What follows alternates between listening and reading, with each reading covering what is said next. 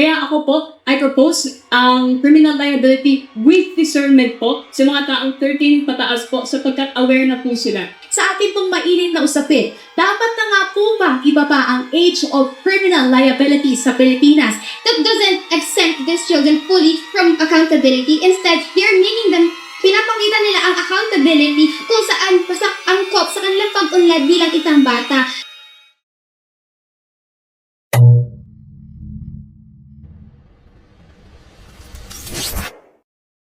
Hello mga stories! Welcome back sa isa ng mga ating video reaction dito sa ating channel ng Marky Stories.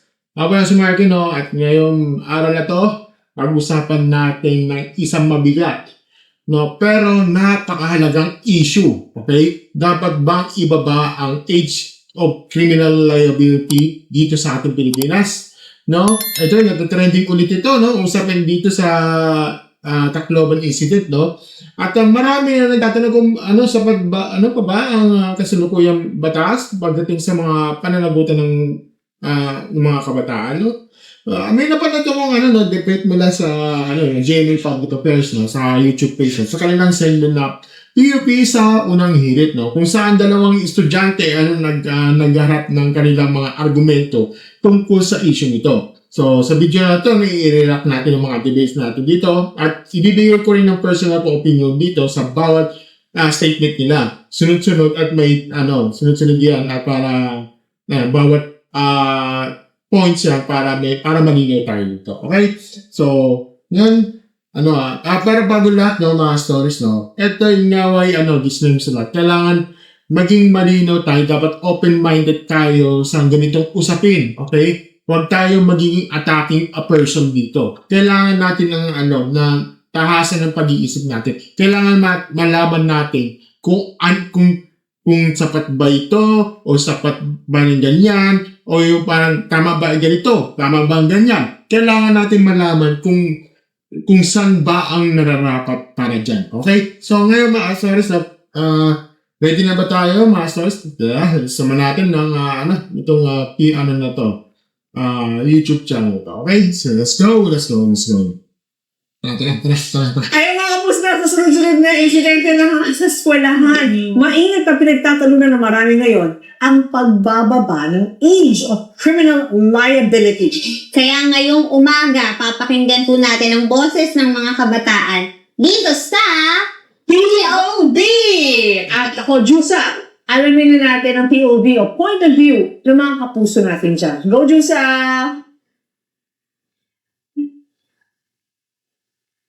Good morning mga kapuso! At ready na ang mga estudyante ng Benedictine Institute of Learning dito sa Imus, Cavite. Hello sa inyong lahat. Ready na ba kayo?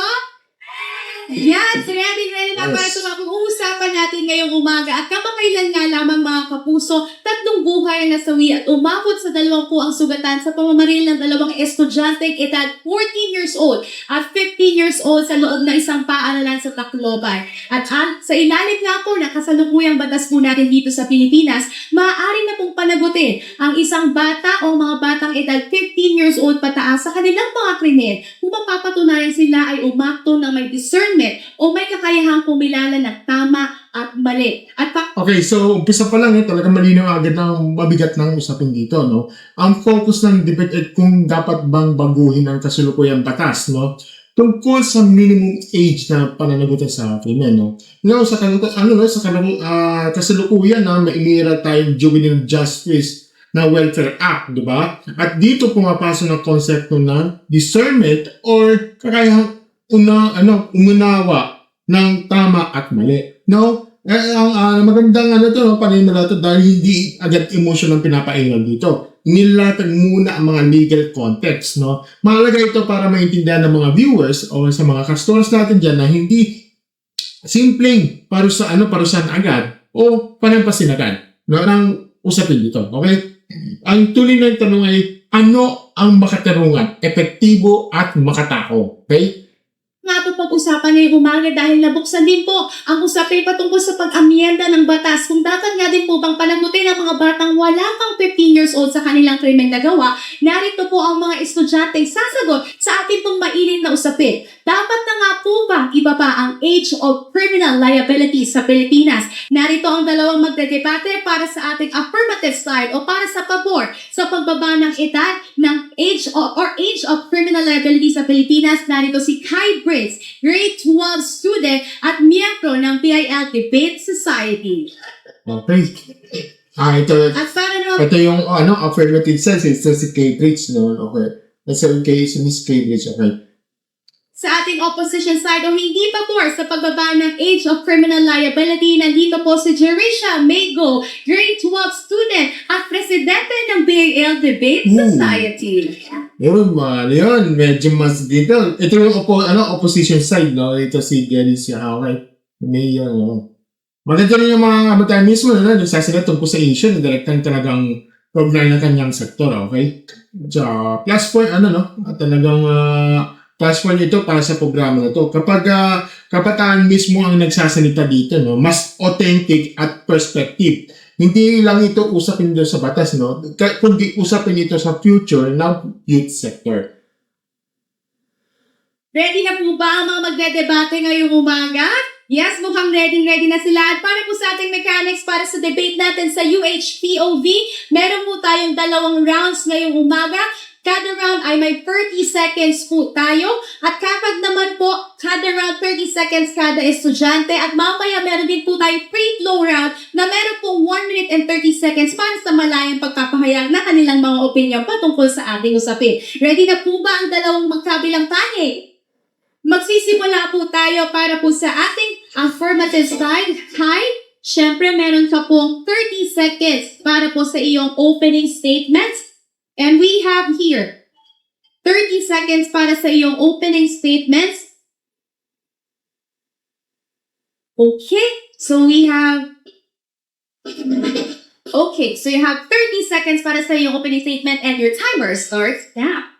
Kung ang isa pong bata na 5 years old ay matanong mo kung tama ba o mali ba ang pagpatay sa mga tao, ang isasagot niya ay hindi, mali iyon. So paano ba ang 13 to 14 years old? Meron na silang knowledge, kahit sabihin mo na immature pa sila, meron na silang knowledge na mali ang pumatay sa mga tao. Kaya ako po, I propose ang criminal liability with discernment po sa mga taong 13 pataas po sapagkat aware na po sila. Maganda ang opening. Okay, so malinaw, diretso talaga yung punto niya, no? Ang lakas ng, alakas sa argument niya na ay na-apply ito sa mga common sense, no? Habang tumatanda ang mga bata, no, mas tumitibay yung mga awareness niya sa tama at mali, no? At saka, pero para sa akin, no, mga scholars, no, kahit may awareness ng isang kabataan, hindi ibig sabihin, no, ay pareho na agad ang lalim ng judgment.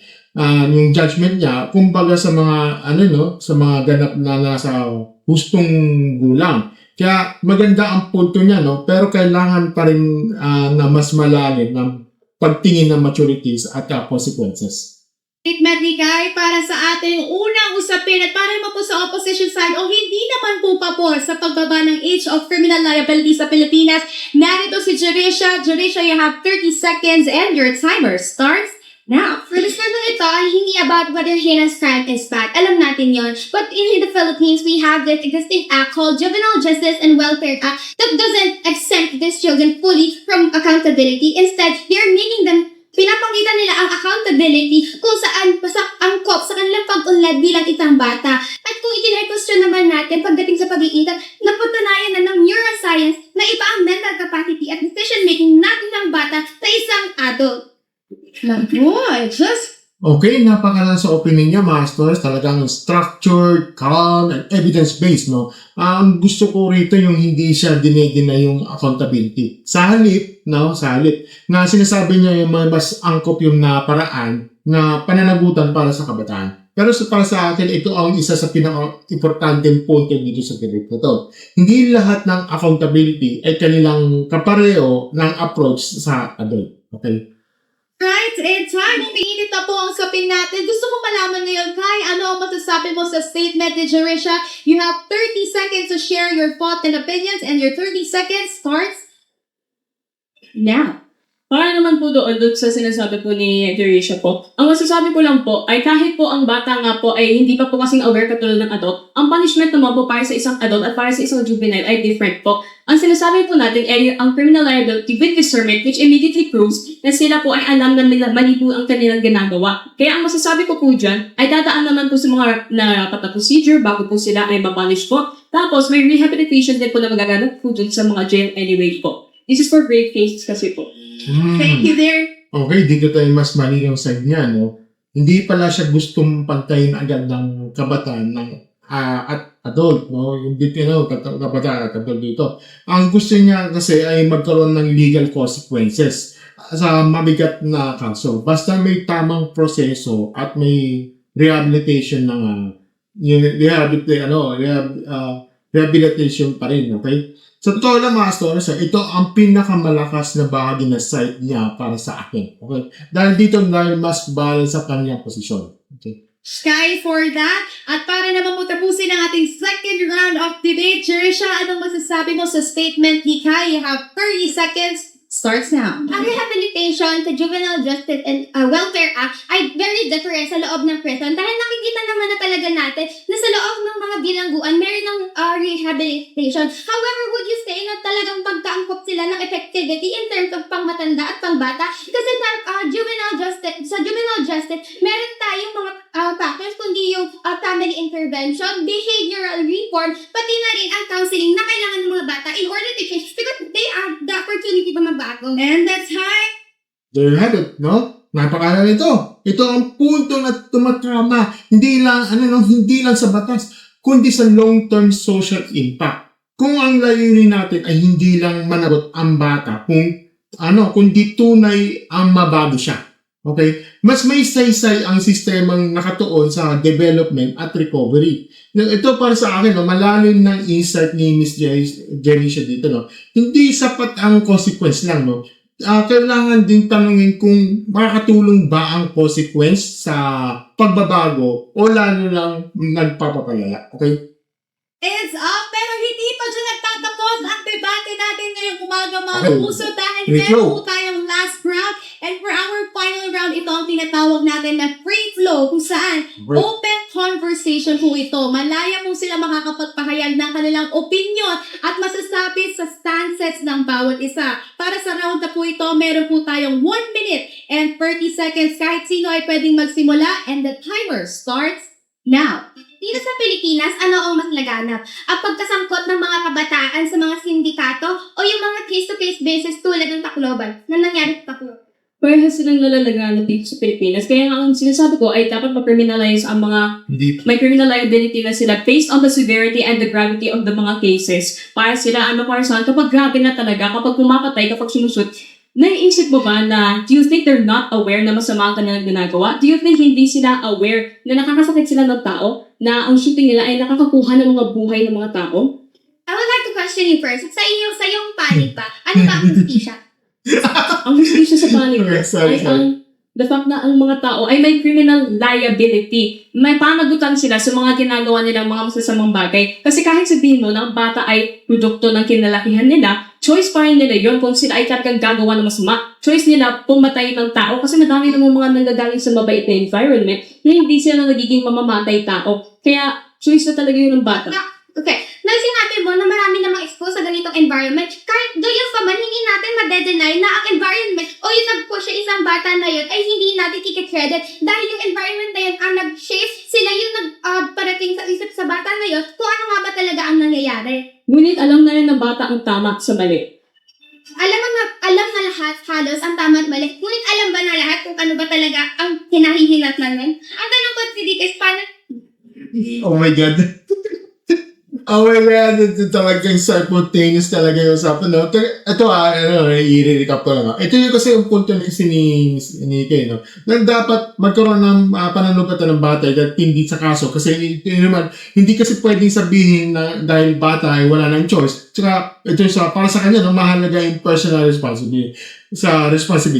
Ito naman yung kay Jerisha, no? Hindi na, hindi may kakaila ang epekto ng kapaligiran. Ang environment ay may malaking papel sa paghubog ng pag-iisip ng bata. At saka yung hindi sapat ang alam ng bata ang tama at mali. Mahalaga pa rin yung mahalaga rin yung kung gaano niya naunawaan ang magiging bunga ng kilos niya. Well, ang ko dito, ito ang pinaka-interesting ng bahagi nitong debate ito. Well, si Kenan nakatuon sa choice of justice. Ito naman si Mrs. Derisha naman ay nakatuon ng context at development. No? Pero sa akin, parang sila may valid ang punto dito. No? Well, tama sige, hindi dapat basta maniwala sa concept ng personal responsibility. Ito naman, tama din si Derisha na hindi pwedeng kalimutan ng epekto ng pamilya, komunidad, trauma at social environment. Kung ako ang tatanungin mo dito, ang tamang sagot ay hindi lang choice o environment. Kadalasan pinagsamang dalawang iyon ang humubog sa isang kabataan, di ba? So, Troy? And that concludes our debate this morning, mga kapuso. Palagpakan naman natin si Kai and Jerisha. That was such an insightful discussion. Napakaganda usapin. Okay, at dito talagang napakaganda ba, mas mahalagang tanong, no? Kung hindi lang kailangan magsisimula na pananagutan ng isang bata, kung kailan nagsisimula ng pananagutan natin mga nakakatanda bilang magulang o guro, komunidad, pamahalaan, diba? May obligasyon tayo pangalagaan at hubugin ang kabataan. So, ang opinion ko kasi dito ay ito ang pinakamatinding takeaway sa buong segment, no? Dahil sa dulo ng lahat, okay, hindi pwede sa bata lang lagi nakaturo ang sisi. Okay? Kailangan din tignan ang pagkukulang sa paligid niya. Okay? Napakagandang paalala dito, no? Na ang paghubog ng isang mabuting kabataan ay hindi lang trabaho sa batas. Trabaho ito sa buong lipunan. Okay? So mga stories, so ito ang personal ko stand dito. Okay? Unang-una, naniniwala ako sa kailangan ng accountability. Hindi pwedeng basta ignore ang mabibigat na kaso kapag kabataan ang sakot dito. Kailangan may malinaw na pananagutan. No? Pangalawa, hindi sapat yung simpleng pagbaba ng edad, no? Hindi sapat yun. Kasi kahit baguhin ang mga numero dyan sa batas na yan, kung hindi naman ayusin ng family support, mental health access, school intervention, community guidelines, social protection, ulit-ulit pa rin yan. Mangyayari dyan, ulit-ulit pa rin ang problema niyan, di ba? Tapos pangatlo, dapat pausahin ng juvenile rehabilitation system dito. Mas kailangan natin palakasin ang intervention programs para sa kabataan kaysa umasa lang na mas mabigat ng legal process. Di ba? Pangapat, ito mahalaga ang balance ng justice at compassion dito. Ito hindi ko puro awalan, hindi puro awalan lang. Hindi rin dapat puro parusa lang. Ang kailangan ng sistema dito ay accountability, due process, rehabilitation, o prevention. Okay? Panglima, ito, malaki ang pananagutan sa mga matatanda dito. No? Bago natin itanong kung ano ang dapat gawin sa kabataan, no? Pagkatapos ng isang trahedya, itanong mo muna natin. Nagampanan ba natin ang tungkulin nating gabayan sila bago pa humantong sa ganun? Diba? Think about it, mga stores, diba?